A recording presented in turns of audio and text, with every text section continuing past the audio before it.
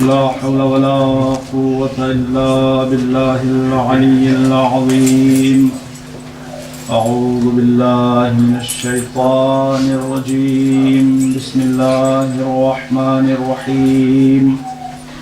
الحمد لله رب العالمين بارئ الخلائق أجمعين باعث السفراء الأكرمين والصلاة والسلام والتحية والإكرام على أشرف الأنبياء والمرسلين.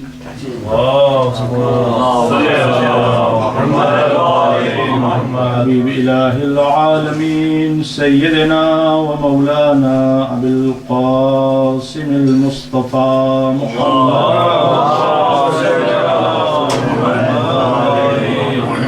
وعلى أهل بيته الطيبين الطاهرين المعصومين المظلومين ولعنة الله على أعدائهم أجمعين.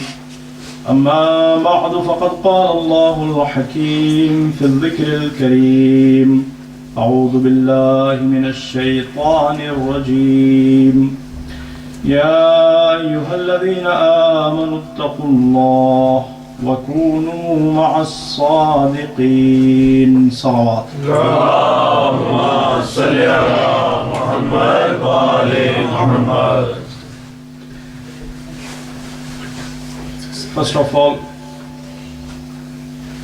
I'd just like to give a brief explanation about the speech that was read by our brother. What's his name? Abbas. Our brother Abbas.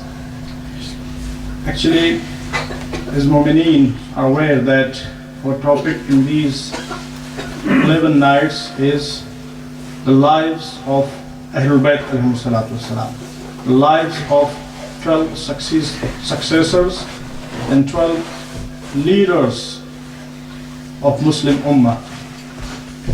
Inshallah, we'll be discussing their lives and their biographies, and also we'll try our best to derive the lessons from their gracious lives for our lives. And the idea is, inshallah, first 10-15 minutes we'll talk about each Imam in English, then inshallah we'll move to Urdu section. And since these days are also very important days, these are Ayyamullah, the days of Allah subhanahu wa ta'ala, days of Muharram, days of Karbala, and on different days and dates we remember different individuals and personalities and martyrs of Karbala. So actually the idea is we also need to acquaint ourselves in these days with those great martyrs of Karbala. And if I include their remembrance in my lecture, the lecture will be quite lengthy. So to avoid it, we've decided actually to prepare short speeches. And those short speeches about martyrs of Karbala, great personalities of Karbala, will be presented by our youth, by our children. And inshallah, it will help them to better engage with majalis, and also it will give them courage to come forward and present and share their ideas and knowledge with our congregations, with our people.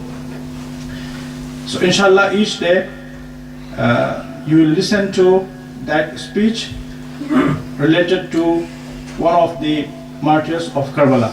Wa Muhammad wa Ali Muhammad salawat. Allahumma salli ala Muhammad wa ali Muhammad. And I also like to request our youth, children, those who are aged 10 to 18, to come forward and give their names, volunteer themselves to participate in this great, actually, process. And we'll try to find different individuals for different speeches. Okay? So other children's, all our youth, at least 10 of them, inshallah, will have the opportunity to be the Zakir of Karbala, Zakir of Ahlul Bayt alayhi salatu wasalam. Muhammad wa ali Muhammad salawat. Allahumma salli ala Muhammad wa ali Muhammad. Yesterday, we talked very briefly about Imam Ali alayhi salatu wasalam. MashaAllah. And tonight, we will be focusing on our second Imam and second successor of Prophet Muhammad and second leader of Muslim Ummah, Imam Hassan al-Mujtaba alayhi salam. Allahumma salli ala Muhammad wa ali Muhammad. Our second Imam, Imam Hassan alayhi salam, was born in Medina. Imam alayhi salatu wasalam was born on 15th of Ramadan, in the third year after Hijrah. And after the auspicious birth of Imam Hassan alayhi salatu wasalam, Prophet Muhammad, when he was given the glad tidings of the birth of Imam Hassan, he came to the house of Bibi Fatima and Imam Ali, and he inquired Imam Ali alayhi salatu wasalam about the name of child. Imam Ali, even though he was Imam, but he said, "O Messenger of God, how can I overtake you in naming of my children?" So this is a great lesson, that in terms of naming our children, we should actually contact to our elders. We should consult to our elders, our parents, our grandparents, or whosoever is alive in our family. So this is actually the sunnah and seerah and lifestyle and methodology of Ahlul Bayt alayhi salatu wasalam. And hearing that very, very polite remark from Imam Ali alayhi salatu wasalam, Prophet Muhammad said, "Oh my brother Ali, if you cannot overtake me, then how can I overtake Allah subhanahu wa ta'ala? MashaAllah. Let's wait for Allah subhanahu wa ta'ala's decree about the name of this child." MashaAllah. So Jibreel came down, and after passing greetings of Allah subhanahu wa ta'ala to Prophet Muhammad, he said, "O Messenger of God, it is the command of Allah subhanahu wa ta'ala that between you and Ali is the same relationship as it was between Musa alayhi salatu wasalam and Harun. MashaAllah. Therefore, you should give Ali's children the same name as was given to Harun's children." So Prophet Muhammad asked him, "O Jibreel, what was the name of Harun's children?" Jibreel says, "Allah subhanahu wa ta'ala has told me that Harun's first child was called Shabbar. MashaAllah. That's why Imam Hassan alayhi salatu wasalam is also called Shabbar. And Imam Hussein, Shabbir.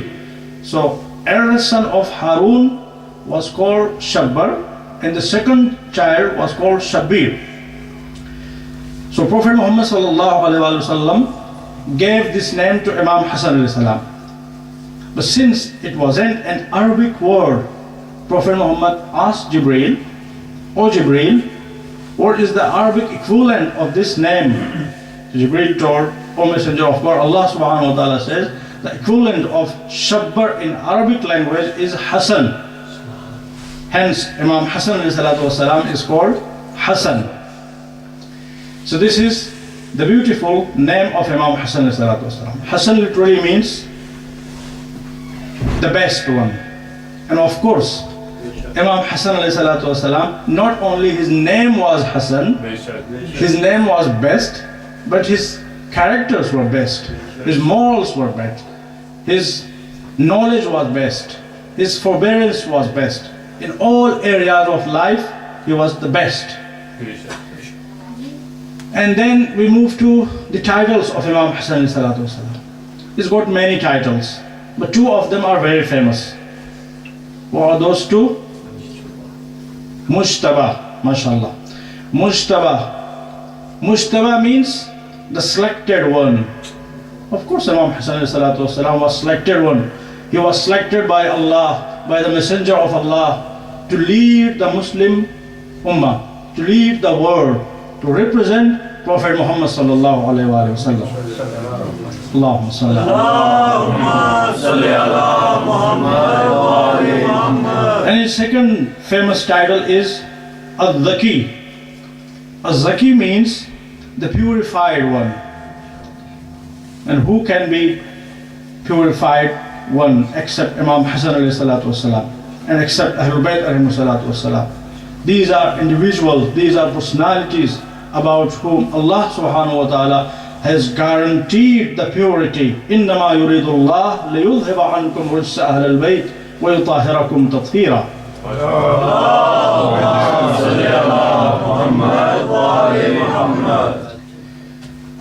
And when we look at the characters and moral traits of Imam Hassan al-Mujtaba alayhi salam, Imam Hassan al-Mujtaba was famous of basically two moral traits.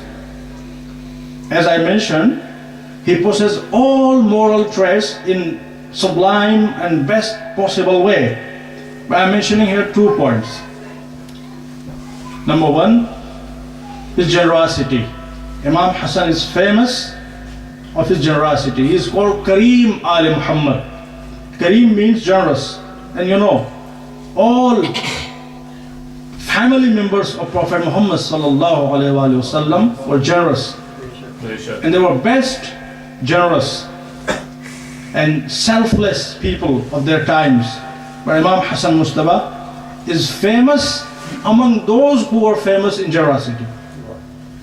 That's why he's called Kareem Ali Muhammad.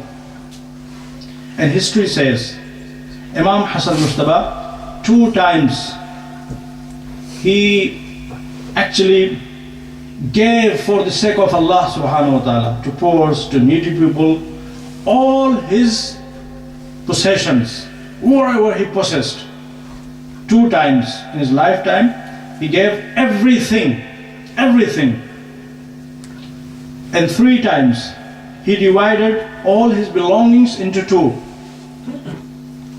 And 1 portion he gave for the sake of Allah subhanahu wa ta'ala. And you know, the sufra of Imam Hassan alayhi salatu wasalam,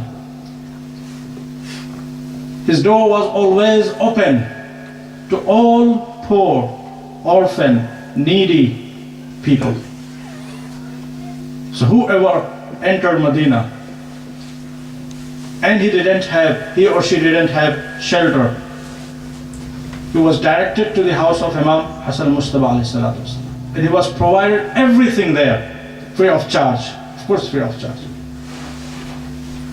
And Imam Hassan Mujtaba is also famous of his forbearance and tolerance. And that's very, very important and good point.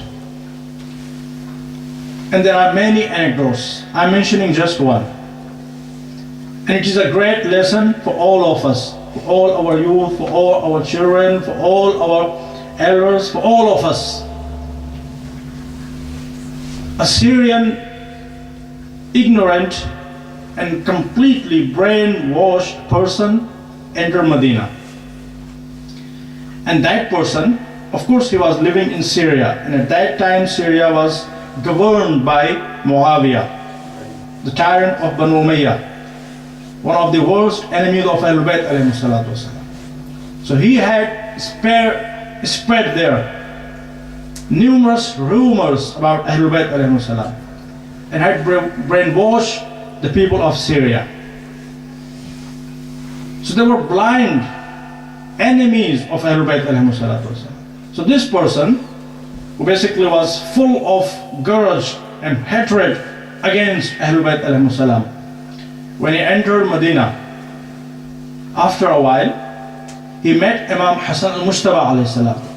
And once he learned that he was the son of Imam Ali alayhi salatu wasalam.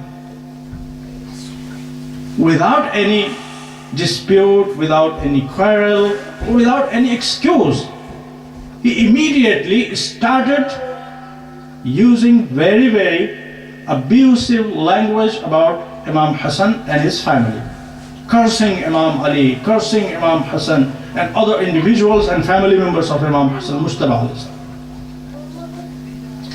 Of course, the individual was strange, and Imam Hassan alayhi salatu wasalam was born in Medina, he was in hometown, and he had a lot of supporters. So if Imam Hassan wished, he could silence him using force. And it was of course his right. If someone without any excuse, without any pretext, without any reason abuses you, even though me and you are not spotless, but Imam Hassan Mujtaba, who was ma'asum, who was spotless, his father was the best individual of his time. So it was the right of Imam Hassan Mujtaba to defend himself. But Imam gave up his right. And these are Ahlul Bayt alayhi salatu wasalam. They think completely differently. They are total, that's why we love them, that's why we admire them. And they deserve to be admired. And that's why they are our role models. That's why we are asked to follow them, follow their footsteps, follow their footprints. And following them guarantees our success in this world and the hereafter. This is the reason, this is the secret. So Imam Hassan Mujtaba alayhi salatu wasalam kept calm, silent until he finished. When he finished whatever he wanted to say, Imam Hassan Mujtaba alayhi salatu wasalam turned to him and said, "Oh my brother," look at the tone of Imam Hassan Mujtaba, the way of addressing an enemy. We sometimes even feel arrogant to address the community, our own community, the members of our own community, the members of our own family with respect. But Ahlul Bayt alayhi salatu wasalam, there were personalities who addressed even their enemies in best possible way. So this is again a great lesson for all of us. If Ahlul Bayt alayhi salatu wasalam addressed their enemies in best possible way, so how at least their followers should address their friends, their brothers and sisters in faith, in blood relationship. So Imam alayhi salatu wasalam said, "Oh my brother, it appears to me that you are a stranger in this city, in this town. If you are a stranger and you don't have shelter, you don't have a home, you can come to my home. If you don't have enough provision, enough money to feed yourself, my sufra is spread for you. You can come and enjoy food, drinks, or whatever you wish at my home. If you don't have a horse to go back to Syria, I can provide you with that." And then history says, Imam Hassan Mujtaba alayhi salatu wasalam not only offered these facilities for that individual, but Imam alayhi salatu wasalam took him to his home and provided them with all these facilities. And he lived with Imam Hassan Mujtaba alayhi salatu wasalam as his honorable and dignified guest for 3 days and nights. MashaAllah, MashaAllah. Then what was the result? Allah subhanahu wa ta'ala says in Quran, "Idfa' as-sayyi'a bil hasana," repel the evil with best practices. And if you do so, you will be able to win the thoughts, win the hearts. So Imam Hassan Mujtaba alayhi salatu wasalam, he hosted that individual for 3 days. And what was the result? History says, when he was going back from Medina, he was openly proclaiming and announcing that when I entered this city, the most detestful and hated person in my eyes was Hassan ibn Ali. And now when I am leaving this city, the most honorable, the most MashaAllah. important and the most dignified person of this town is Imam Hassan al-Mujtaba. MashaAllah. Allahumma salli ala Muhammad wa ali Muhammad. Actually, the lesson is, the moral is very, very clear. I don't need to explain. Our friends, our brothers, our sisters, in their practical lives, they need to follow the footstep of Imam Hassan Mujtaba in terms of forbearance, in terms of patience, in terms of toleration. And then inshallah, you yourself will see the result and fruit of forbearance and patience. Wa Muhammad wa ali Muhammad salawat. Allahumma salli ala Muhammad wa ali Muhammad. تو عزیزان محترم، امام حسن مجتبی علیہ الصلوۃ والسلام، وہ آیہ کریمہ جس کی تلاوت کا شرف ہم نے حاصل کیا، اس میں اللہ کی طرف سے اعلان ہوتا ہے کہ اے صاحبان ایمان، اے وہ لوگوں جو مومن ہو، تمہارا فرض یہ بنتا ہے کہ تم تقوی پروردگار اختیار کرو. یا ایھا الذین آمنوا اتقوا اللہ وکونوا مع الصادقین، اور سچوں کے ساتھ ہو جاؤ. MashaAllah. تو یہ سچے کون ہیں جن کے ساتھ ہو جانے کی بات کی جا رہی ہے؟ یہ سچے آرڈینری سچے نہیں ہوں گے. دیکھیں بات کن لوگوں سے کی جا رہی ہے؟ یا ایھا الذین آمنو، ایڈریس ان کو کیا جا رہا ہے جو آلریڈی مومن ہیں. MashaAllah. MashaAllah. اور پھر اس کے بعد کہا جا رہا ہے اتقو، تقوی پروردگار اختیار کرو. تم مومن بھی ہیں اور متقی بھی ہیں. اور اب حکم یہ دیا جا رہا ہے کہ سچوں کے ساتھ ہو جاؤ. تو وہ سچے کتنے بلند ہوں گے جن کے ساتھ ہو جانے کے لیے مومنین اور متقین کو حکم دیا جا رہا ہے. MashaAllah. وہ سچے آرڈنری سچے نہیں ہوں گے. MashaAllah. وہ سچے وہی سچے ہوں گے جن کی صداقت پر اللہ کی مہر لگی ہوئی ہو. بے شک، بے شک، بے شک. تو وہ کون سچے ہیں جن کی صداقت پر اللہ کی مہر لگی ہو؟ دیکھیں مشہور واقعہ اسلامک ہسٹری کا، اور ابھی کچھ ہی دنوں پہلے گزرا ہے. مجھے امید ہے کہ آپ سبھی حضرات نے اس کو منایا بھی ہوگا. مباہلے کا واقعہ. مباہلے میں کیا چیلنج تھا؟ نبتہل فنجعل لعنت اللہ علی الکاذبین، ہم دعا کریں گے اور جھوٹوں پر لعنت کریں گے. تو جب جھوٹوں پر لعنت کی باری آئی تو رسول اللہ اپنے ساتھ کن کو لے گئے؟ MashaAllah. MashaAllah.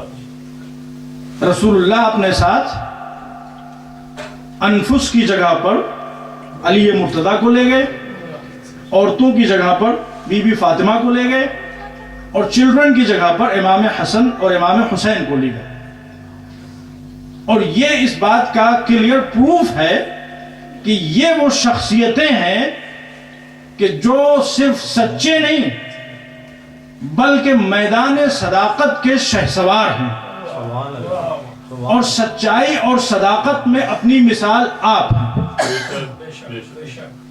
دیکھیں ہر میدان میں رسول اللہ کی طرف سے اجازت ہوتی تھی سبھی کو جانے آنے کی. بڑی بڑی جنگیں ہوئیں، جنگ بدر، جنگ احد، جنگ خندق اور جنگ خیبر. تو اس میں سب کی اجازت تھی کہ آپ شرکت کر سکتے ہیں، اس لیے کہ رسول اللہ جانتے تھے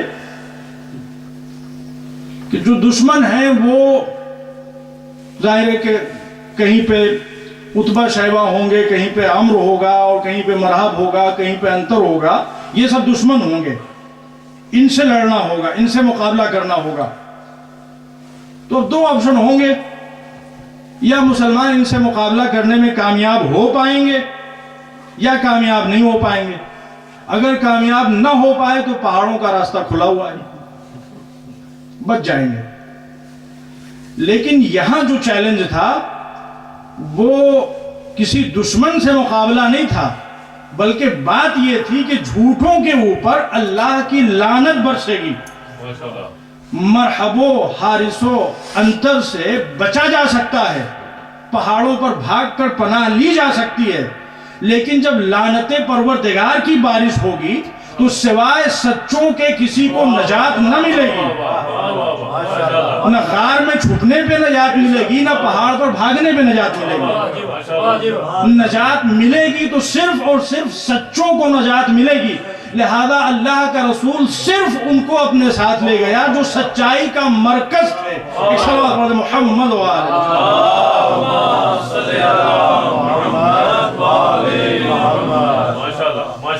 تو یہ صادقین جن کے ساتھ ہو جانے کا حکم دیا جا رہا ہے یہ اہل بیت علیہ السلام ہے، اور حسن مجتبی اسی سلسلے کی دوسری کڑی ہے۔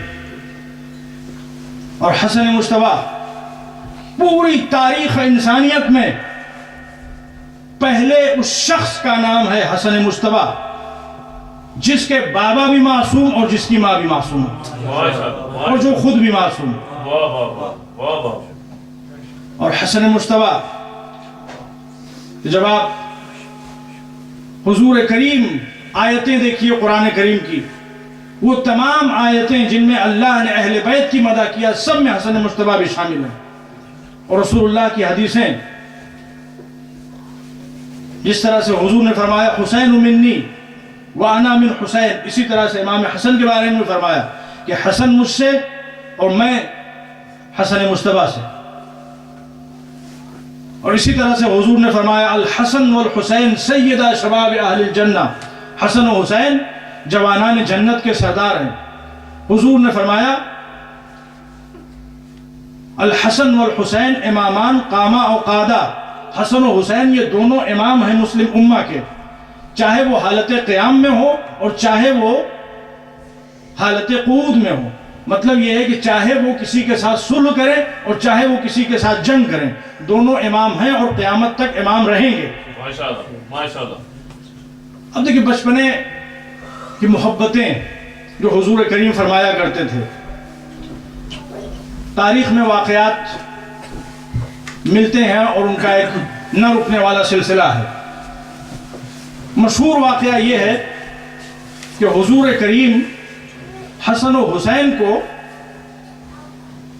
دیکھیے جب عید آئی اور حسن و حسین نے دیکھا کہ مدینے میں دوسرے بچوں کے نئے کپڑے تیار ہو رہے ہیں تو انہوں نے آ کے اپنی مادر گرامی سے کہا کہ مادر گرامی ہمارے کپڑے کب آئیں گے؟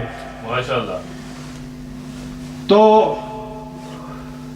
فاطمہ الزہرا نے کیا کہا کہ میرے شہزادو گھبراؤ نہیں، تمہارے کپڑے درزی کے پاس ہیں۔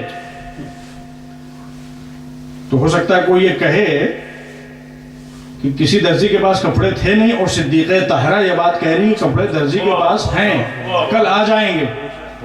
بات کل کی ہو جا رہی ہے، جلدی نہ کر، کل ہو جانے دے پھر دیکھنا۔ اعتراض کرنا ہے تو انتظار کر، کل ہو جائے کپڑے نہ آئے تب اعتراض کرنا۔ ماشاءاللہ بے شک۔ تاریخ کہتی ہے کہ جب عید کا دن آیا تو دق الباب ہوا، انا خیاط الحسین انا خیاط الحسنین، میں حسنین کا درزی ہوں رضوان جنت۔ اور اس کے بعد وہ جنتی کپڑے، جنتی پوشاک پیش کر دیے گئے صدیقہ طاہرہ کی بارگاہ میں۔ اب دیکھیے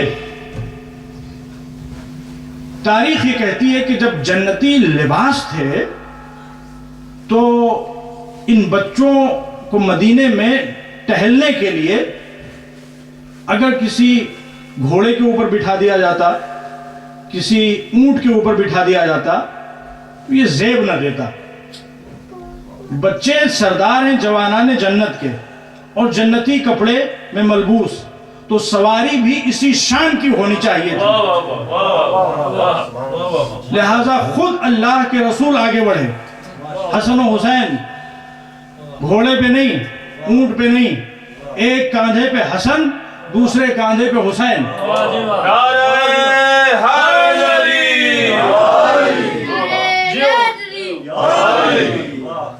اور اب جو رسول اللہ اس شان سے لے کے نکلے ہیں شہزادوں کو، تو منظر کچھ ایسا دلچسپ اور جذاب تھا کہ تاریخ بتاتی ہے کہ حضرت عمر نے دیکھا، انہوں نے یہ دیکھنے کے بعد تعجب سے کہا کہ حسن و حسین مبارک ہو، کیا عمدہ سواری ہے، نعم المرکب، کیا عمدہ سواری ہے، زہ نصیب، تمہارا مقدر کتنا عظیم کہ سواری بھی ملی تو حضور کا کاندھا۔ تو تاریخ کہتی کہ اگرچہ صحابی نے تعریف کی تھی مگر رسول اللہ کو یہ انداز تعریف پسند نہ آیا۔ دیکھیں مزاج رسالت کیا ہے، فرمایا کہ اے میرے صحابی، اگر تجھے تعریف کرنا ہے تو یہ نہ کہہ کہ کیا عمدہ سواری ہے، بلکہ تعریف کے لیے جو لفظ استعمال کر وہ یہ ہونا چاہیے کہ کیا عمدہ سوار ہے اور کیا عمدہ سواری ہے۔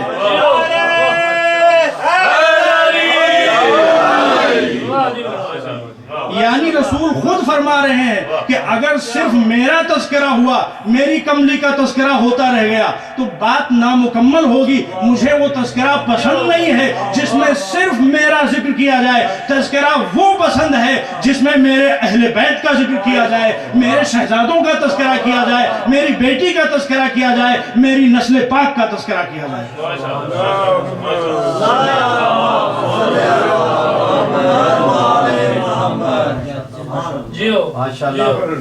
اور اس کے بعد اب دیکھیے تاریخ یہ بھی کہتی ہے کہ حضور کریم نے اپنی زلف مبارک کا ایک حصہ، ایک سرا امام حسن کے ہاتھ میں دیا اور دوسرا سرا امام حسین کے ہاتھ میں۔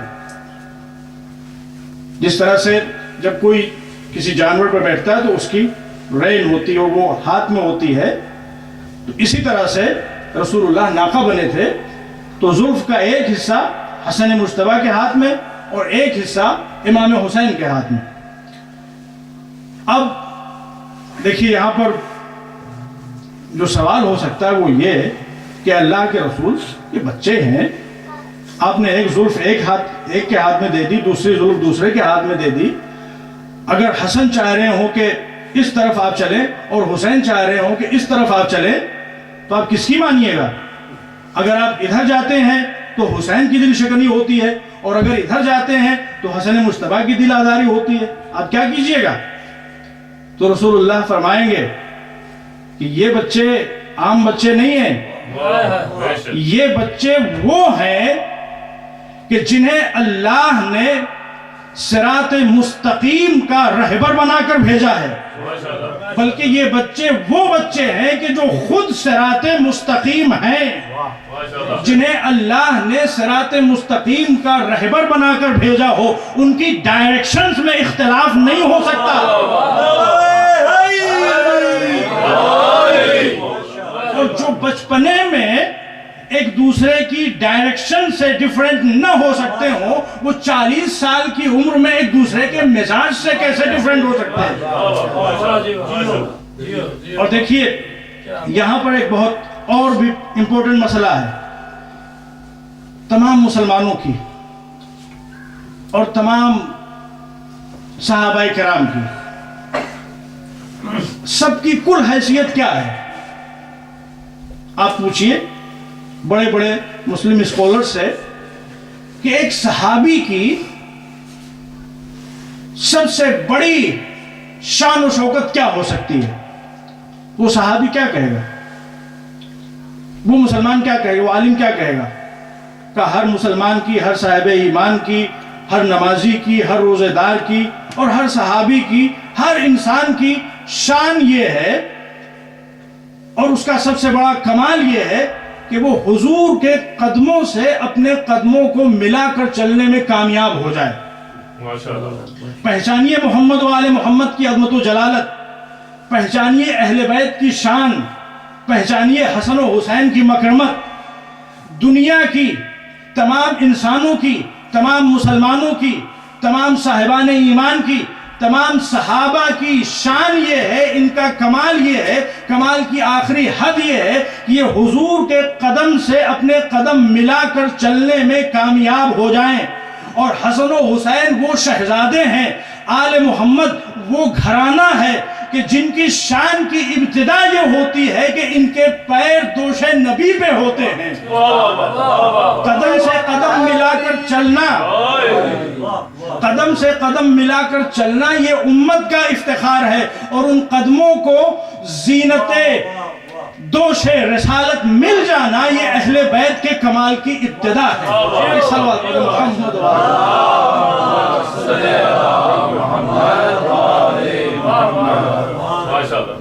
دیکھیے، جہاں تک بات نام کی ہے امام حسن مصطفیٰ، تو نام حسن آپ کا اور دوسرے شہزادے کا نام حسین، پورے آپ عربک ہسٹری پر ڈالیے، حالانکہ یہ دونوں ورڈز ایسا نہیں ہے کہ یہ اسٹرینج ورڈز ہوں، نہیں، یہ موسٹ کامن ورڈز، جس طرح سے ہم اور آپ آپس کی باتوں میں good, well, very good, excellent کہتے رہتے ہیں، اسی طرح سے عربک لینگویج میں جب عرب بات کیا کرتے تھے، اور آج بھی یہ طریقہ رائج ہے، جب وہ کسی چیز کو اپروو کرنا چاہتے ہیں تو کہتے ہیں حسن، حسن، گڈ، ویل، یہ ان کا اسٹائل ہے بولنے کا۔ تو حسن اور حسین یہ ان یوزول اور اسٹرینج نیم نہیں سے، اسٹرینج ورڈز نہیں تھے عربی لینگویج میں، لیکن اس کے باوجود پورے عرب ہسٹری میں حسن و حسین سے پہلے یہ دونوں ورڈز کسی کے نام کے طور پر استعمال نہیں ہوئے، یعنی نام کی منزل میں بھی اللہ نے انہیں یونیک رکھا۔ تو جن کے نام دنیا سے یونیک ہوں ان کے کردار کیسے ہوں گے؟ اور دیکھیں نام رکھنے کے سلسلے میں جو طریقہ کار اپنایا گیا، یہ جتنے ہمارے امام ہیں سب کے نام اللہ کی طرف سے مقرر کیے گئے ہیں، سب کے نام اللہ کی طرف سے آئے ہیں۔ اور یہاں پر بھی ایک میسج ہے تمام انسانوں کے لیے کہ حسن و حسین، سید سجاد، محمد باقر، جعفر صادق، موسی کاظم، یہ تمام ائمہ اہل بیت علیہم الصلوۃ والسلام، یہ وہ ہیں کہ جو برائے نام بھی دنیا کے محتاج نہیں ہیں۔ تو جو برائے نام دنیا کے محتاج نہ ہو، وہ عہدہ و منصب میں، اقتدار میں، عظمت و جلالت میں، تمہارے ماننے یا نہ ماننے میں کسی کے محتاج نہیں ہو سکتے۔ دیکھیں دوسرے انسانوں کی صورتحال کیا ہے، دوسرے مسلمانوں کی صورتحال کیا ہے، دوسرے خلفاء کی صورتحال کیا ہے۔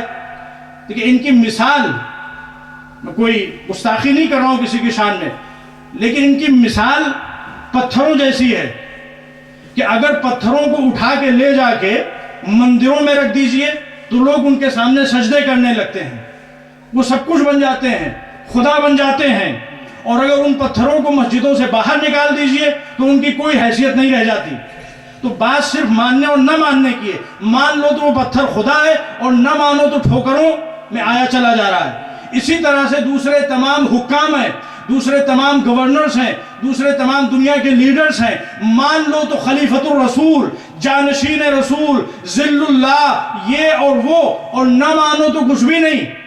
لیکن اہل بیت علیہم الصلوۃ والسلام ان کی شان نرالی ہے، مانو یا نہ مانو، تمہارے ماننے یا نہ ماننے سے ان کی عظمت و جلالت میں کوئی فرق پڑنے والا نہیں ہے۔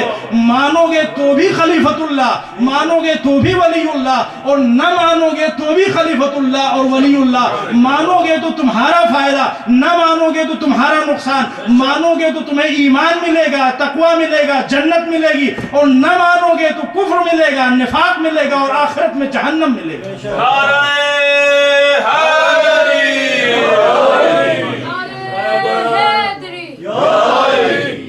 محمد علی محمد غلام طیب صلوات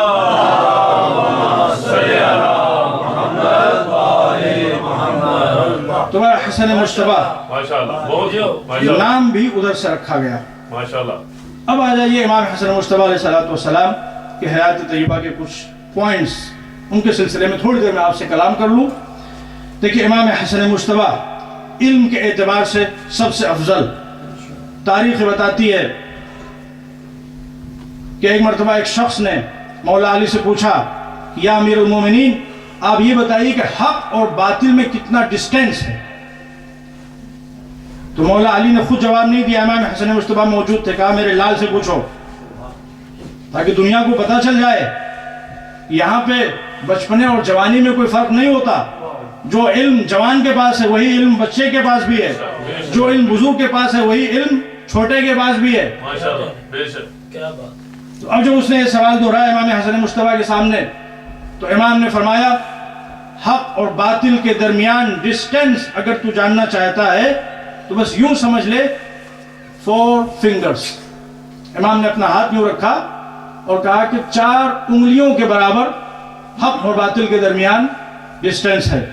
اور ایک بہت امپورٹنٹ پوائنٹ امام نے ریز کیا, مطلب یہ ہے کہ جو کچھ تو اپنی آنکھ سے دیکھے وہ حق ہے اور جو اپنے کان سے سنے کوئی گارنٹی نہیں کہ وہ حق ہے. اس لیے جو کچھ تم سنو سنتے ہی اس کو حق سمجھ کر مان نہ لو. اور اگر اس پوائنٹ پر ہماری قوم توجہ دینا شروع کر دے تو نہ جانے کتنی پرابلم سولو ہو جائیں گی. فیملی ایشوز سے لے کر میاں بیوی کے درمیان کے جھگڑوں سے لے کر کمیونٹی لیول پر جو اختلافات ہوتے ہیں, یا اس کے آگے بڑھیے تو دنیا کے لیول پر جو ریومرز پھیلائے جاتے ہیں, جو خرافات پھیلائے جاتے ہیں, اور ان پر اعتماد کی وجہ سے جو مسکنسیپشنز پیدا ہوتی ہیں, اور مسکنسیپشنز کے بعد جو کنٹروورسیز پیدا ہوتی ہیں, اور اس کے بعد جو ڈسپیوٹس پیدا ہوتے ہیں, جو جھگڑے پیدا ہوتے ہیں, ان سب کی برائی یہی ہے کہ بغیر انویسٹیگیشن کے, بغیر تحقیق کے, صرف سن کے انسان بات کو مان لیتا ہے. تو یہ امام حسن مجتبی علیہ السلام نے ہمارے لیے واضح کیا کہ حق وہ ہے جسے اپنی آنکھ سے دیکھو. اور علم کے بعد ظاہر ہے کہ حلم اور بردباری. حضور کا ارشاد ہے یخبرکم حلمہم عن علمہم. جب رسول اللہ نے اہل بیت کا ذکر کیا تو فرمایا کہ یہ کتنے بڑے عالم ہیں اس کا پتہ تم کو چلے گا ان کے ٹولریشن کو دیکھ کر, ان کے فوربیرنس کو دیکھ کر. انما العلم مع الحلم. علم ہمیشہ حلم کے ساتھ جڑا ہوا ہوتا ہے. علم وہی ہوتا ہے جہاں حلم ہوتا ہے. نالج ایجوکیشن وہیں پہ ہے کہ جہاں پر فوربیرنس ہے, جہاں پہ ٹولریشن ہے. تو اہل بیت علیہ السلام کی زندگیوں میں آپ دیکھیے یہ دونوں چیزیں بالکل ٹاپ پہ دکھائی دیں گی. امام حسن مجتبی اپنے زمانے کے سب سے بڑے عالم, بہت سے واقعات تاریخ میں موجود ہیں, وقت میں گنجائش نہیں ہے.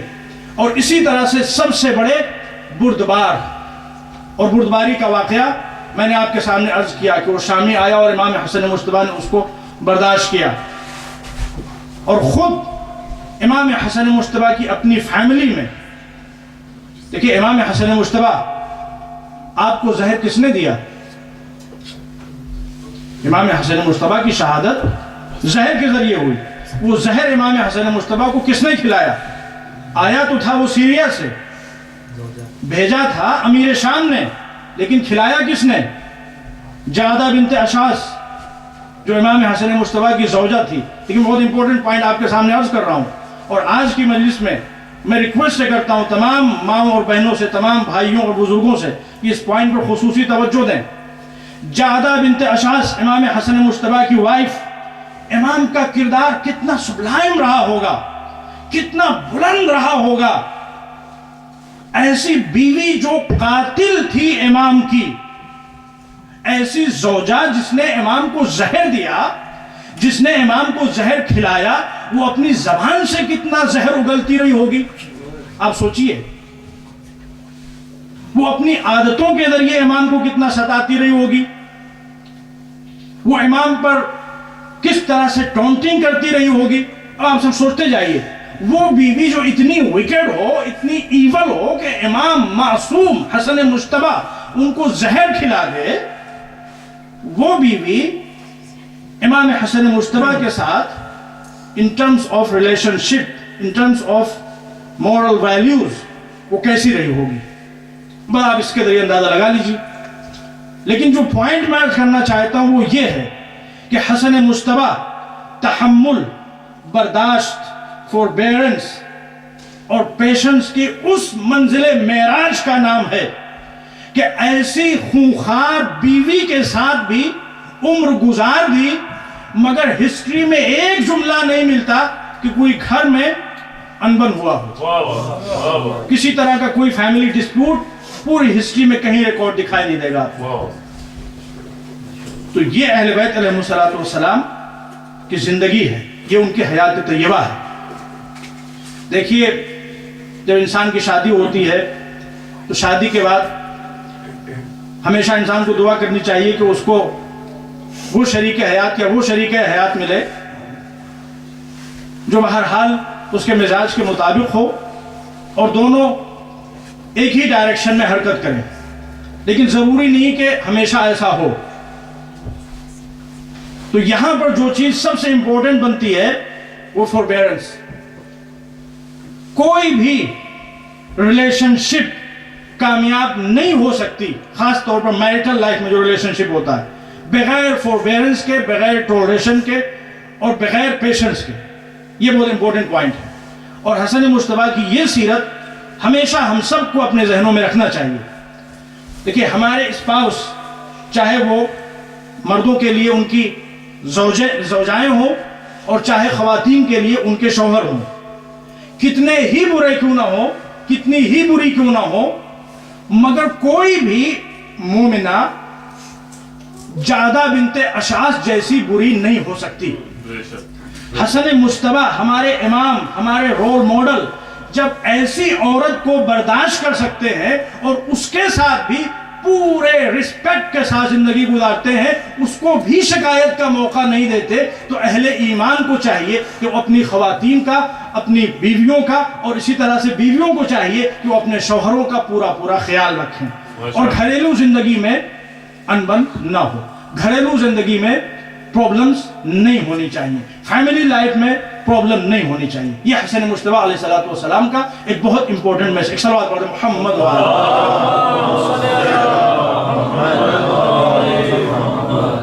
اور اس کے بعد ہیومن رائٹس امام حسن مجتبیٰ، ہیومن رائٹس اینڈ امام حسن مجتبیٰ۔ تاریخ یہ بتاتی ہے کہ جب انسان حج کے لیے جاتا ہے اور وہاں طواف کر رہا ہوتا ہے تو جو طواف ہے وہ سمجھ لیجئے حج کا پیک۔ امام حسن مجتبیٰ طواف کر رہے ہیں، آپ کو پتا چلا کہ کسی انسان کو کوئی ضرورت ہے اور وہ ضرورت امام حسن مجتبیٰ سے ہے۔ ہسٹری یہ بتاتی کہ امام نے اپنا طواف توڑ دیا اور طواف چھوڑ کر امام نے اس کی حاجت روائی کی۔ امام حسن مجتبیٰ اور ہیومن رائٹس۔ اسی طرح سے امام حسن مجتبیٰ اعتکاف میں تھے۔ اعتکاف اللہ کی ایک عبادت ہے جس میں 3 دنوں تک روزے رکھنے ہوتے ہیں اور وہ 3 دن کمپلیٹلی مسجد میں گزارنے ہوتے ہیں، اور ان 3 دنوں میں مسجد سے باہر آپ نہیں جا سکتے۔ اگر مسجد سے باہر گئے تو اعتکاف آپ کا ٹوٹ جائے گا، باطل ہو جائے گا۔ امام حسن مجتبیٰ اعتکاف میں ایسی سچویشن، کسی شخص کو ضرورت اور وہ ضرورت امام حسن مجتبیٰ سے، امام حسن مجتبیٰ نے اپنا اعتکاف توڑ دیا اور اس کی ضرورت پوری کی۔ ایک یہودی جو امام حسن مجتبیٰ کا نیبر تھا، تاریخ بتاتی ہے کہ اس کے گھر میں جو ڈرینیج سسٹم تھا وہ لیک کر رہا تھا، اور وہ لیکیج امام حسن مجتبیٰ کے گھر میں جا رہا تھا، اس میں سے جو گندا پانی نکل رہا تھا وہ امام حسن مجتبیٰ کے گھر میں جا رہا تھا۔ تاریخ بتاتی ہے کہ امام حسن مجتبیٰ شور مچانا تو دور کی بات ہے، کمپلین کرنے کے لیے بھی اس کے پاس نہیں آئے، اور یہ سلسلہ یوں ہی چلتا رہا، یوں ہی چلتا رہا۔ ایک دن اس پڑوسی کی، اس نیبر کی عورت امام حسن مجتبیٰ کے گھر داخل ہوئی کسی ضروری کام سے، تو اس نے وہاں پر وہ منظر دیکھا، اور منظر دیکھنے کے بعد وہ حیران پریشان اور اپنے شوہر کے پاس آئی، تم کو شرم نہیں آتی؟ ہمارے گھر کا پانی حسن مجتبیٰ کے گھر میں جا رہا ہے۔ وہ گھبرایا ہوا امام حسن مجتبیٰ کے پاس آیا، فرزند رسول آپ نے بتا تو دیا ہوتا۔ امام نے فرمایا کہ میں بتاتا تو تم کو تکلیف ہوتی، میں اس حد تک بھی تم کو تکلیف دینا نہیں چاہتا۔ یہ حسن مجتبیٰ کا کردار ہے یہودی کے ساتھ، تو ہمارا کردار اپنوں کے ساتھ کیسا ہونا چاہیے؟ ایک صلوات پڑھتے محمد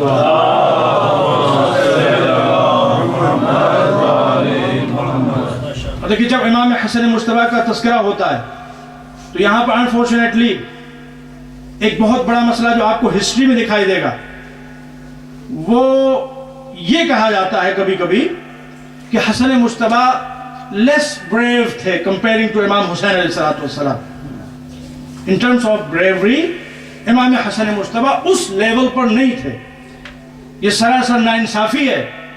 یہ سب ایک ہی نور کے سانچے میں ڈھلے ہوئے تھے، سب اپنے اپنے زمانے کے محمد تھے، کسی میں کوئی کمی نہیں تھی. یہ اور بات ہے کہ کسی کو کسی فضیلت کے ڈیمونسٹریٹ کرنے کا موقع ملا اور کسی کو کسی فضیلت کو ظاہر کرنے کا موقع ملا. جہاں تک بات حسن مجتبیٰ کی بریوری کی ہے تو 2 جنگیں اس بات کی گواہ ہیں کہ حسن مجتبیٰ بیسٹ واریر بھی تھے. جنگ جمل اور جنگ صفین. جنگ جمل میں تاریخ بتاتی ہے وہ بی بی جس اونٹ پہ بیٹھ کے آئی تھیں، اس اونٹ کو لوگوں نے سامری کا بچڑا بنا لیا تھا، اور جس طرح سے سامری کے بچڑے کی پوجا ہو رہی تھی اسی طرح سے اونٹ کی پوجا ہو رہی تھی. اس اونٹ کی میگنیاں اٹھا اٹھا کے لوگ کھا رہے تھے تبرک کے طور پر. یہ ہسٹری میں موجود ہے کہ جہالت جب انسان کے اندر آتی ہے تو وہ کس طرح سے کیا کیا گل کھلاتی ہے. اگرچہ وہ رسول اللہ کے زمانے سے بڑی قریب لوگ تھے اور ان میں کچھ ایسے بھی تھے جنہوں نے رسول اللہ کی صحبت دیکھی تھی، مگر اس کے باوجود جہالت کی اس تہ میں دھنس چکے تھے بغض اہل بیت میں. دیکھیں بغض اہل بیت بڑی بری بلا ہے کہ اونٹ کی میگنیاں کھا رہے تھے. اور پھر اس کے بعد اب وہ اونٹ ظاہر سی بات ہے چاروں طرف سے اس کو مسلمان گھیرے ہوئے ہیں اور جنگ کا سلسلہ جاری ہے اور وہ جنگ کسی طرح سے رکنے کا نام لے رہی. مولا علی نے ایک نظر ایک مرتبہ آپ نے اس لشکر پر ڈالی اور آپ نے یہ ریلائز کیا کہ جب تک یہ اونٹ کھڑا ہے یہ فتنے کا علم ہے، یہ فتنے کا پرچم ہے. جب تک یہ کھڑا ہے اس وقت تک اسی طرح سے خون بہتا رہے گا. تو آپ نے اپنے ساتھیوں سے کہا کہ حملہ کرو اور اس اونٹ کو گرا دو. اب تاریخ بتاتی ہے جو سب سے بہادر پہلوان تھے اس آرمی میں جنگ جمل میں مولا علی کے مخالفین، وہ اس اونٹ کو چاروں طرف سے گھیرے ہوئے تھے، اس لیے اس پہ وہ بی بی سوار تھی. اب مولا علی کا لشکر بار بار آگے بڑھتا ہے اور انفارچونیٹلی اس مشن کو اکمپلش نہیں کر پاتا. تو آخر میں مولا علی نے امام حسن مجتبیٰ سے کہا میرے لال حسن مجتبیٰ تم آگے بڑھو. اور جیسے ہی حسن مجتبیٰ آگے بڑھے لمحوں میں اس اونٹ کو زمین بوس کر دیا اور وہ اونٹ زمین پہ گرا اور پورا کا پورا لشکر منتشر ہو گیا. تو یہ حسن مجتبیٰ کی بہادری کا ایک نمونہ اسی جنگ کا واقعہ ہے. مولا علی نے محمد حنفیہ اپنے بیٹے سے کہا کہ میرے لال آگے بڑھو حملے کرو. تو محمد حنفیہ آگے بڑھتے ہیں اور بار بار پیچھے ہٹ جاتے ہیں. بابا تیر دیکھیے کس طرح جا رہے، تیروں کی برسات ہو رہی ہے.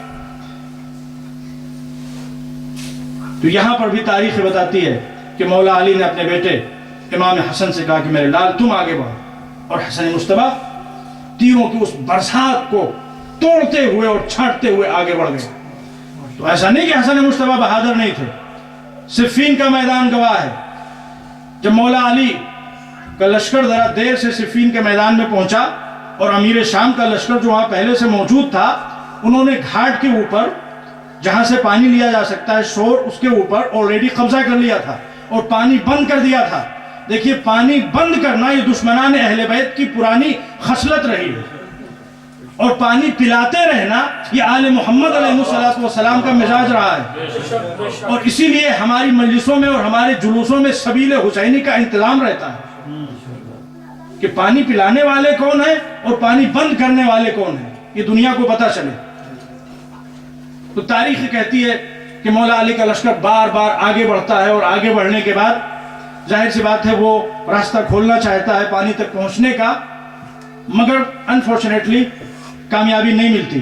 پھر آخر میں مولا نے امام حسن مجتبیٰ سے کہا میرے لال تم آگے بڑھو. اور جب امام حسن مجتبیٰ آگے بڑھے تو لمحوں میں وہ میدان بھی فتح کر لیا.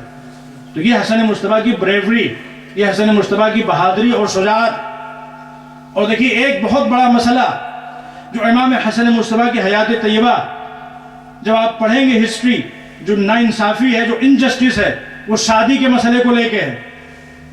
لکھنے والوں نے لکھ دیا نعوذ باللہ کہ حسن مجتبیٰ کو شادیوں سے بڑی محبت تھی. انہوں نے ایک کے بعد دو اور دو کے بعد تین اور شادیوں کا ایک سلسلہ شروع کیا. کیا آپ امیجن کر سکتے ہیں کہ جاہل مسلمانوں نے کتنی شادیاں حسن مجتبیٰ کے لیے لکھی ہیں؟ آپ بتائیے کتنی شادیاں لکھی ہوں گی میکسیمم؟ 300. 200 نہیں بھائی, 300. کہ امام حسن مجتبیٰ نے 300 شادیاں کی اور عورتوں کو طلاق دیا. نعوذ باللہ نعوذ باللہ. دیکھیے یہ بھی اگین میں اس کو ایک دوسرے انداز سے تجزیہ کرتا ہوں. دیکھیے 300 شادی. اسلام کا قانون کیا ہے شادی کے سلسلے میں؟ اسلام کا قانون ہے کہ 4 بیوی سے زیادہ ایک وقت میں نہیں ہو سکتی, اور وہ 4 بیوی بھی there are many conditions. In conditions کی اویلیبلٹی میں یہ پرمیشن ہے کہ انسان ایک شادی سے دوسری شادی کی طرف بڑھے. اور ظاہر سی بات ہے اس ملک میں چونکہ ملک کا قانون نہیں, لہذا وہ دروازہ بھی بند ہے. تو اگر کوئی چوتھی سے 5ویں شادی کرنا چاہے تو قانون شریعت کیا ہے کہ پہلے ایک بیوی کو اسے طلاق دینا ہوگا, اور طلاق کے بعد 3 ساڑھے 3 مہینے جو عدت کا پیریڈ ہوتا ہے اس میں وہ دوسری شادی نہیں کر سکتا جب تک وہ عدت کے. دیکھیے اسلام کا کتنا خوبصورت سسٹم ہے. شادی کے لیے اسلام میں بالکل فلیکسیبلٹی, بالکل آسانیاں. یہ جو شادیوں میں جھمیلے دکھائی دیتے ہیں, وہ ولیمہ ہو رہا ہے اور شان و شوکت کا ایک سمپل سا ولیمہ مستحب ہے, ریسپشن ہو رہا ہے اور یہ جھمیلے اور وہ جھمیلے اور یہ اخراجات اور وہ ایکسپینسز, یہ فارمیلٹیز, یہ سب لوگوں کی بناوٹی چیزیں ہیں. اسلام سے ان کا کوئی تعلق نہیں. اسلام میں شادی ایک عبادت ہے اور عبادت میں سمپلسٹی کو آبزرو کیا جانا چاہیے. اسلام کا قانون ہے. شادی اہم ترین عبادتوں میں سے ایک عبادت ہے, اور حضور کا مشہور ارشاد ہے کہ اگر بغیر شادی کے ایک انسان نماز پڑھتا ہے, کتنے خضوع و خضوع کے ساتھ نماز پڑھے, اس کی نماز کا ثواب کم ہے. اور اگر یہی انسان شادی کر کے نماز پڑھے تو 70 ٹائمز ایکسٹرا ثواب اس کو ملے گا. 70 ٹائمز ایکسٹرا ثواب ملے گا. تو شادی اسلام میں ایک بہت بڑی عبادت ہے. تو شادی کے لیے بڑی آسانیاں ہیں, لیکن اس شادی کے رشتے سے, اس بندھن سے الگ ہونے کے لیے روایتوں میں کہ طلاق اللہ کو سب سے زیادہ منفور ہے, سب سے زیادہ نفرت جس حلال چیز سے اللہ کو ہے وہ طلاق ہے. صرف اور صرف ایکسیپشنل کیسز میں طلاق کی اجازت ہے, اور طلاق کے بعد بھی شوہر کو یہ حق نہیں ہے کہ بیوی کو فوراً اپنے گھر سے باہر نکال دے. 3.5 مہینے تک, 3 مہینے تک وہ گھر میں رہے گی اور اس کے تمام رائٹس اسی طرح سے ریزرو رہیں گے, اور اس 3.5 مہینے کے پیریڈ میں ابھی بھی وہ اس کی وائف شمار ہوگی اور یہ اس کا ہسبینڈ شمار ہوگا. اور اگر دونوں آپس میں ریکنسائل کر لیں تو ان کو کچھ پڑھنے کی ضرورت نہیں, کچھ کرنے کی ضرورت نہیں ہے, بس دوبارہ پھر سے ان کی شادی بحال ہو گئی. یہ اسلام کا قانون ہے. تو 5ویں شادی کرنے کے لیے ہم پلٹتے ہیں اس پوائنٹ کی طرف. 5ویں شادی کرنے کے لیے کم سے کم 3 ساڑھے 3 مہینے کی مدت درکار ہے. تو اس حساب سے اگر آپ سوچئے تو ایک انسان 1 سال میں کتنی شادیاں کر سکتا ہے میکسیمم, جبکہ اس کے گھر میں 4 موجود ہوں آلریڈی. بہت سے بہت 4 شادیاں کر سکتا ہے. 4 شادیوں سے زیادہ شادی 1 سال میں پاسبل ہی نہیں ہے شریعت کے اعتبار سے, اگر انسان ایک بیوی کو طلاق دیتا ہے. چلیے مان لیجئے 6 شادیاں. امام حسن مجتبیٰ کی میرٹل لائف کل ہے کتنی, جہاں سے ان شادیوں کا سلسلہ شروع ہوتا ہے جو مورخین نے لکھا ہے اور 300 تک پہنچایا ہے. only 14 years. تو 14 years میں کتنی شادیاں ہو سکتی ہیں 4 کے حساب سے بتائیے بھائی؟ 48 شادیاں ہو سکتی ہیں. اور مان لیجئے بہت سے بہت چلیے 50 مان لیجئے, 60 مان لیجئے, تو یہ 300 کہاں سے آئیں؟ یہ 300 آئی ہیں مسلمانوں کی جہالت کے کارخانے سے. ایک سال بعد پڑھ دیں محمد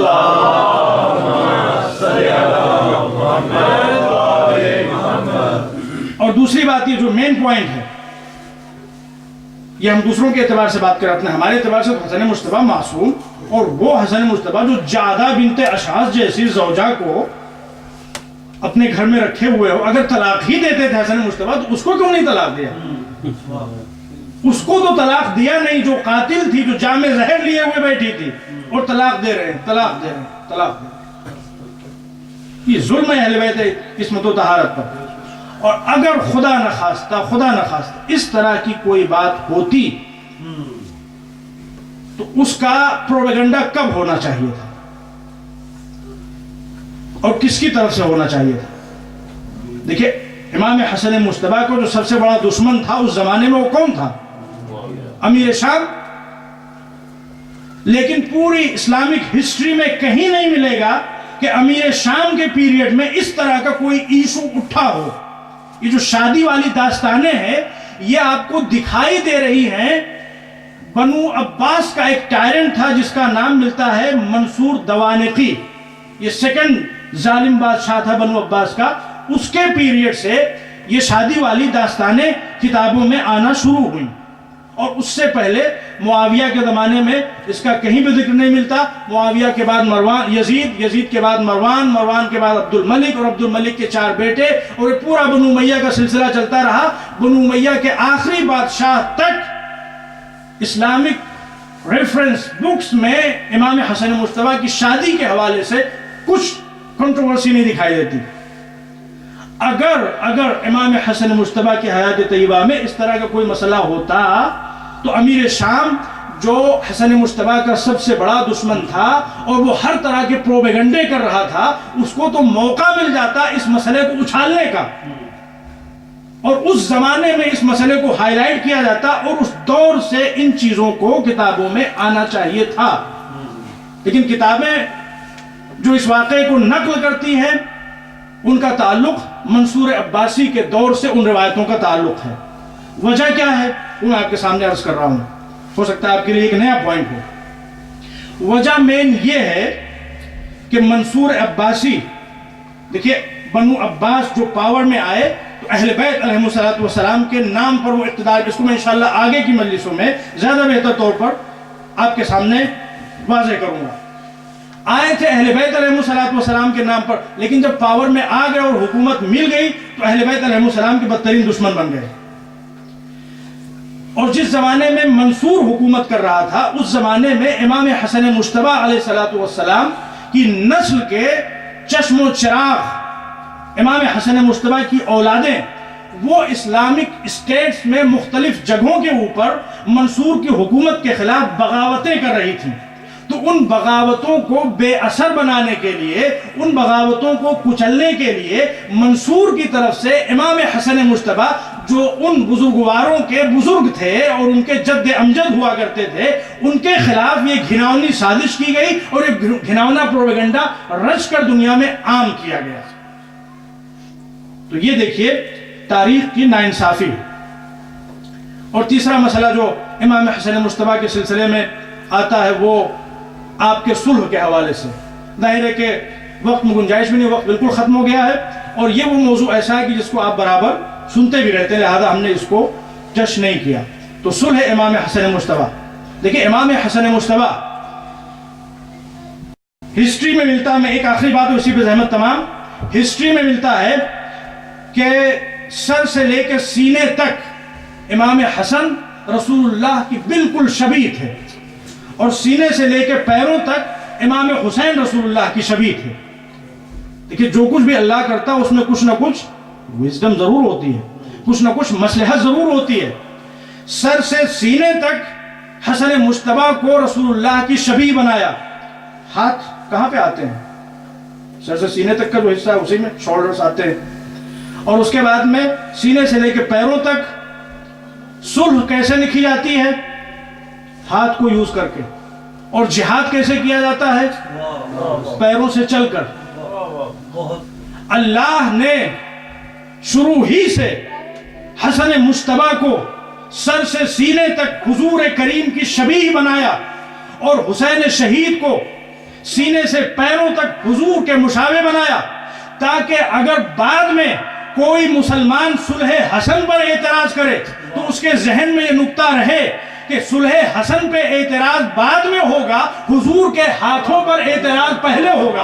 और अगर कोई मुजाहिदा करबला पर एतराज करेगा तो हुसैन पर एतराज बाद में होगा, रसूलुल्लाह के मुबारक कदमों पे एतराज पहले होगा। और रसूलुल्लाह के हाथों पर या कदमों पर एतराज करने वाले कुछ भी हो सकते हैं, मुसलमान नहीं हो सकते।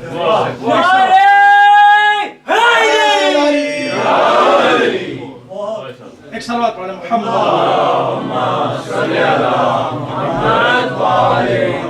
मुहतरम, ये हसन मुश्तबा अलैहिस्सलाम की हयात तय्यबा।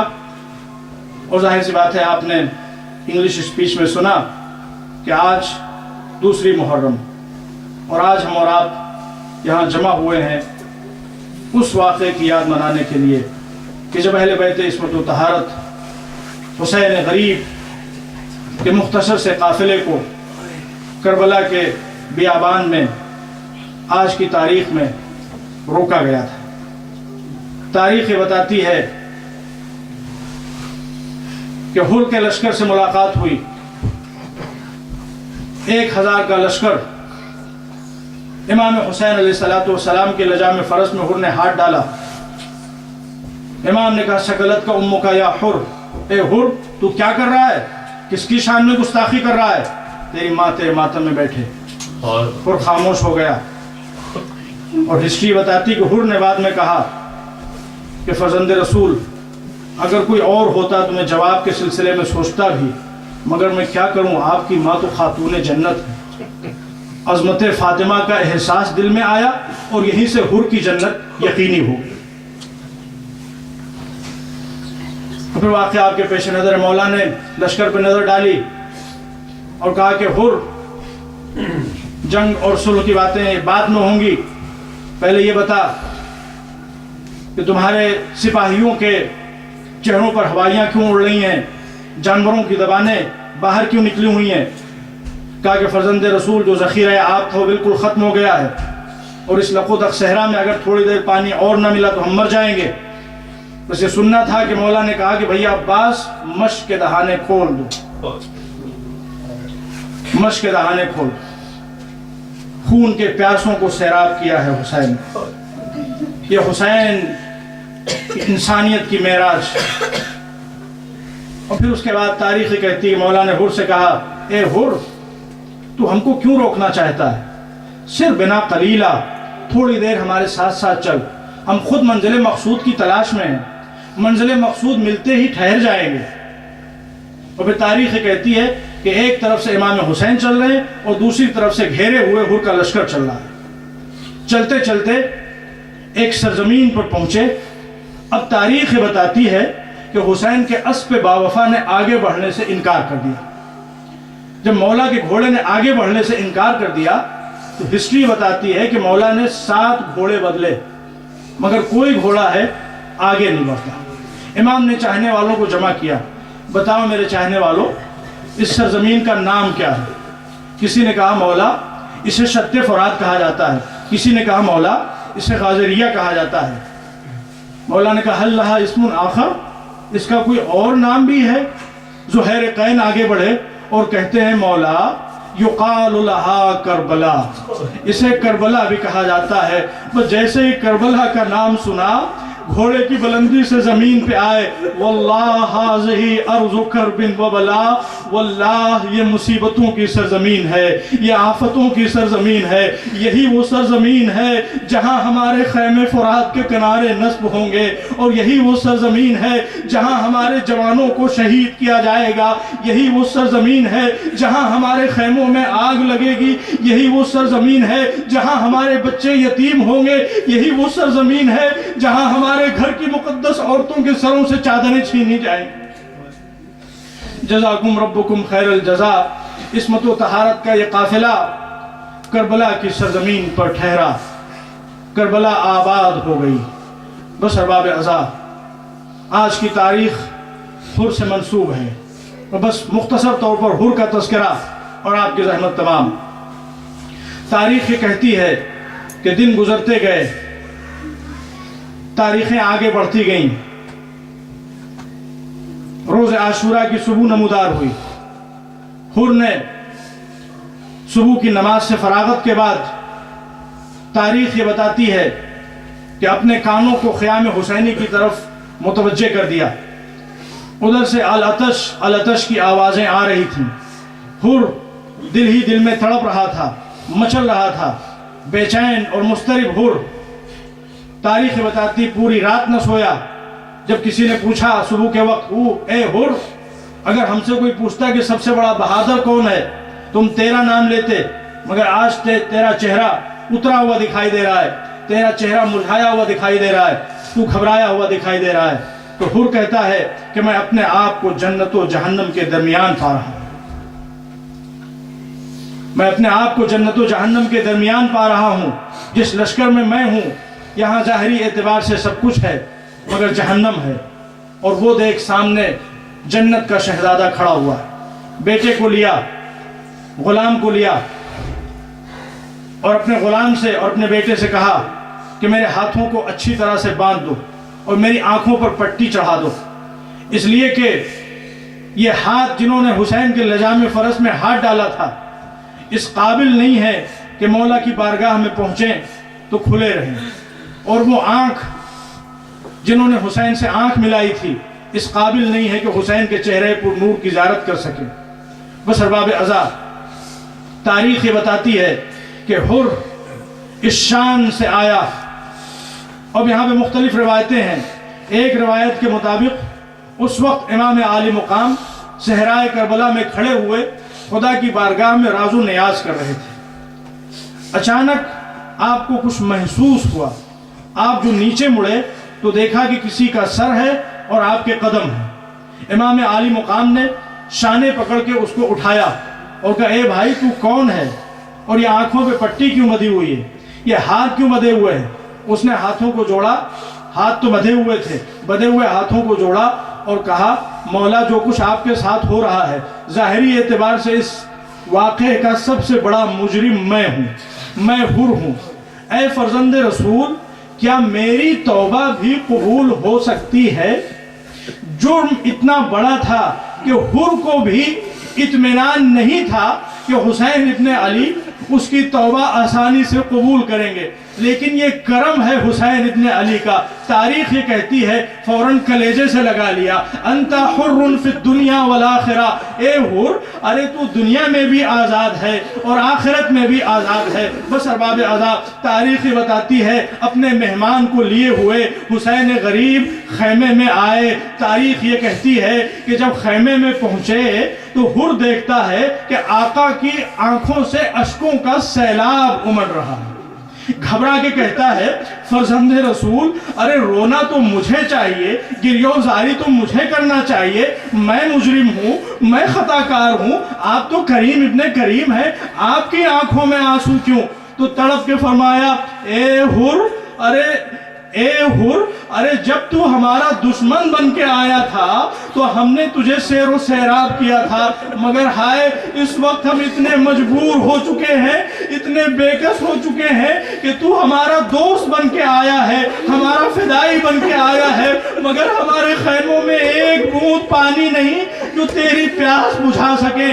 جزاکم ربکم خیر الجزا. بس ارباب عزا، حر کہتا ہے، مولا یہ سب باتیں نہ کیجئے، ان سے میرے دل کو شدید تکلیف پہنچ رہی ہے. مولا میری توبہ آپ نے قبول کر لی، میں اس وقت مانوں گا کہ جب آپ میرے بیٹے کو میدان میں جانے کی اجازت دے دیجئے. ارباب عزا، حر کی طرف سے اتنا اصرار بڑھا کہ آقا مجبور ہوئے. حر کا بیٹا میدان کارزار میں گیا، مصروف پیکار ہوا. بہادر باپ کا بہادر بیٹا تھا، تادیش جنگ کرتا رہا، اور آخر کار جب زخموں کی تاب نہ لا کے گھوڑے کی بلندی سے زمین کی طرف چلا تو آواز دی، آقا غلام کی خبر لیجئے. تاریخ یہ بتاتی ہے کہ حر بہت بڑا بہادر تھا، بہت بڑا شہسوار تھا. اپنے گھوڑے پہ بیٹھا اور بیٹے کی آواز سنتے ہی مکمل رفتار کے ساتھ اپنے بیٹے کی آواز پر دوڑا. مگر یہ منظر دیکھ کے حیران رہ گیا کہ حر بعد میں پہنچا، آقا حسین وہاں پہلے سے موجود ہے. حر کے بیٹے کا سر ہے، آقا حسین کے مبارک قدم ہے، آقا حسین کا مبارک زانو ہے۔ بس ارباب ازا، تاریخ یہ کہتی ہے کہ حر تھوڑی دیر کے بعد آگے بڑھتا ہے اور اپنے بیٹے کی میت کو اٹھانا چاہتا ہے۔ بس ارباب ازا، آخری جملے عرض کر رہا ہوں، جب حر آگے بڑھا اپنے بیٹی کی میت کو اٹھانے کے لیے تو حسین نے حر کے سینے پہ ہاتھ رکھ کے پیچھے کی طرف ڈھکیل دیا۔ اے حر، کہیں ضعیف باپ بھی جوان بیٹے کی میت اٹھایا کرتا ہے؟ جی چاہتا ہے دست ادب جوڑوں۔ آقا آپ نے صحیح فرمایا، ضعیف باپ جوان بیٹے کی میت نہیں اٹھاتے، مگر ابھی تھوڑی دیر کے بعد اسی مقتل سے آواز آئے گی، بابا بیٹے کا آخری سلام۔ اس وقت مولا کیا کیجیے گا؟ کوئی نہ ہوگا، سینے سے سینہ لگا کے میت اٹھانا چاہیے گا، مگر جوان کی میت نہ اٹھے گی۔ خیموں کا رخ کر کے آواز دیجیے گا، اے بنی ہاشم کے بچوں آؤ، جوان علی اکبر کی وَسَيَعْلَمُ الَّذِينَ ظَلَمُوا أَيَّ مُنقَلَبٍ يَنقَلِبُونَ إِنَّا لِلَّهِ وَإِنَّا إِلَيْهِ رَاجِعُونَ رضم بقضائه وتسليمه.